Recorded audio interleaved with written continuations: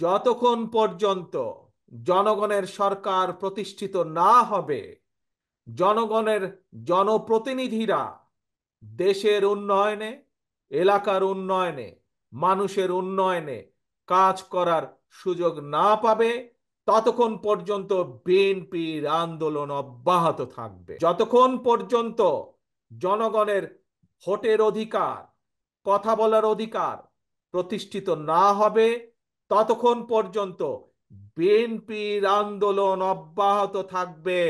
জনগণের সরকারই একমাত্র জনগণের কথা চিন্তা করে। জনগণের সরকারই একমাত্র জনগণের জন্য কাজ করে। দেশনেত্রী খালেদা জিয়ার সরকার জনগণের সরকার ছিল বলেই মা বোনদের শিক্ষা ব্যবস্থা সম্পূর্ণ বিনামূল্যে করা হয়েছিল।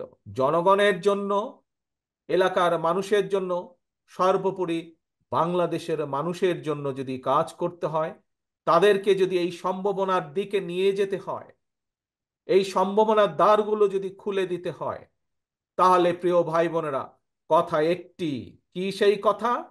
জনগণের সরকার দরকার।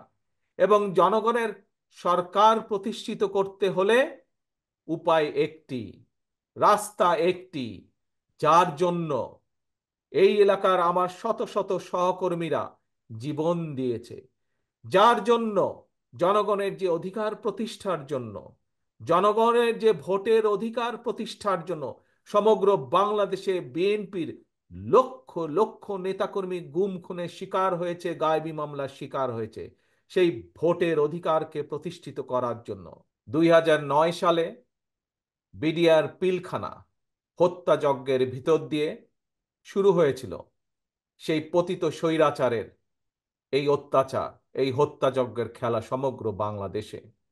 বিরোধী দলের নেতাকর্মীদেরকে তারা কিভাবে হত্যা করেছিল, বিরোধী দলের সমগ্র বাংলাদেশে বিএনপি সহ আরো বিরোধী দল, তাদের নেতাকর্মীদেরকে তারা কিভাবে অত্যাচার নির্যাতিত করেছিল, আজকে আপনারা এখানে তার সাক্ষী। সমগ্র বাংলাদেশের মানুষ বিভিন্নভাবে অত্যাচারিত হয়েছে, নির্যাতিত হয়েছে। এই কলোরার মানুষ, এই সাতক্ষীরার মানুষ তার সাক্ষী। কিভাবে গত প্রায় 2 যুগ ধরে যেই স্বৈরাচারকে জনগণ আন্দোলনের মাধ্যমে বিদায় করেছে, যেই জনগণের যেই আন্দোলনের কারণে স্বৈরাচারকে এই দেশ থেকে পালিয়ে যেতে স্বৈরাচার বাধ্য হয়েছে, সেই স্বৈরাচারের সময়, সেই অত্যাচারের সময় কিভাবে সমগ্র বাংলাদেশের মানুষ, এই কলোরা সহ সাতক্ষীরার মানুষ অত্যাচারিত নির্যাতিত হয়েছে, সে কথা, সেই স্মৃতি আপনাদের পরিষ্কার মনে আছে।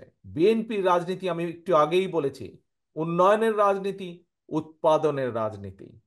বাংলাদেশের প্রত্যেকটি অঞ্চল, প্রত্যেকটি অঞ্চলে তার নিজস্ব সম্ভাবনা আছে। আমি, আমার দল, আমাদের দল বিএনপি, আমরা চাই এই যে বাংলাদেশের প্রত্যেকটি অঞ্চল, যে প্রত্যেকটি অঞ্চলের যে সম্ভাবনা আছে, সেই সম্ভাবনাগুলোকে সামনে নিয়ে আসা, এটি হচ্ছে বিএনপির রাজনীতি। আমরা চাই প্রত্যেকটি এলাকা উন্নয়ন করুক। আমরা চাই প্রত্যেকটি এলাকার সম্ভাবনাকে কাজে লাগিয়ে মানুষের জীবন উন্নয়ন করা।